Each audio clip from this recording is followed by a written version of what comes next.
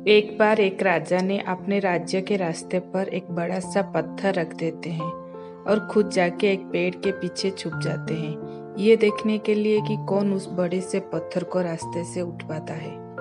थोड़ी देर के बाद उस रास्ते पर कुछ लोग आते हैं और जब उनको उस रास्ते के बीच में वो पत्थर दिखता है तो वो लोग रास्ते बदल देते हैं और दूसरे रास्ते पर चले जाते हैं। फिर थोड़ी देर के बाद उस रास्ते पर राजमहल में काम करने वाले आते हैं और जब इस पत्थर को देखते हैं तो बिना उस पत्थर को रास्ते से हटवाकर वहां से चले जाते हैं और राजा को बुरा भला बोलते हैं। कहते हैं कि राजा अपने राज्य के काम सही तरह नहीं कर रहे हैं, राजा को ये सब हटवाना चाहिए।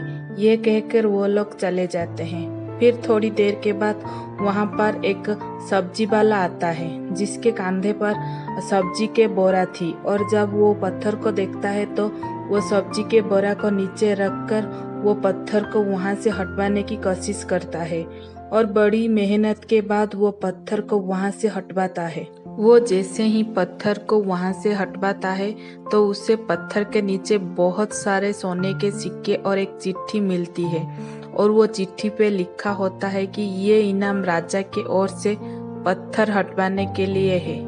ये सब राजा पेड़ के पीछे छुपके से देख रहे थे और राजा उस आदमी को अपने महल के सबसे खास आदमी बना देते हैं।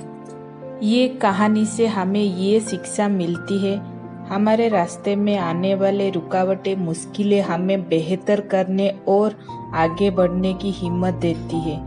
इसलिए जब कभी भी ऐसी मौका मिले तो उसे गवाना मत।